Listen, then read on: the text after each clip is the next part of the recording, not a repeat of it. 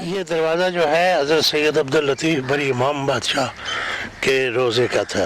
یہ جب وہ نیا دروازہ انہوں نے لگایا ہے تو یہ وہاں سے اکھاڑ دیا تھا انہوں نے۔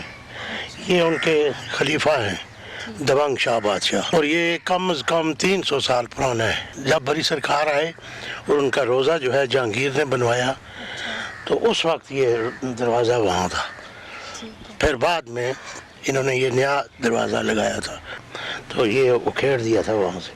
میں نے کہا یہاں اس دروازے پہ کئی بزرگوں کے ہاتھ مس ہوئے ہیں، لہٰذا یہ دروازہ ضائع نہیں ہونا چاہیے۔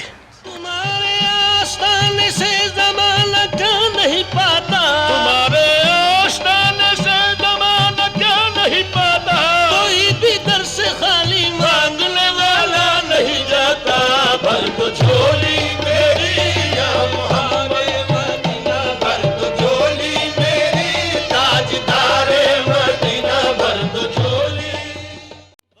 جہاں لوگ ایک طرف اپنی ذہنی اور روحانی اطمینان و سکون کے لیے آتے ہیں، وہاں دوسری طرف لوگ اپنی دلی مراد اور خواہشات کی تکمیل کے لیے مختلف اقسام کی منتیں اور مرادیں بھی مانگتے ہیں۔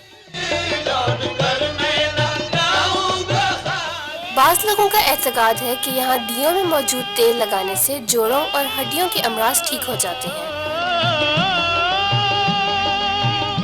بھر دو جھولی میری یا محمد، لوٹ کر میں نہ جاؤں۔ کچھ لوگ یہاں پر تالا باندھتے ہیں اور جب ان کی مراد پوری ہو جاتی ہے تو وہ اس تالے کو کھول کر لے جاتے ہیں۔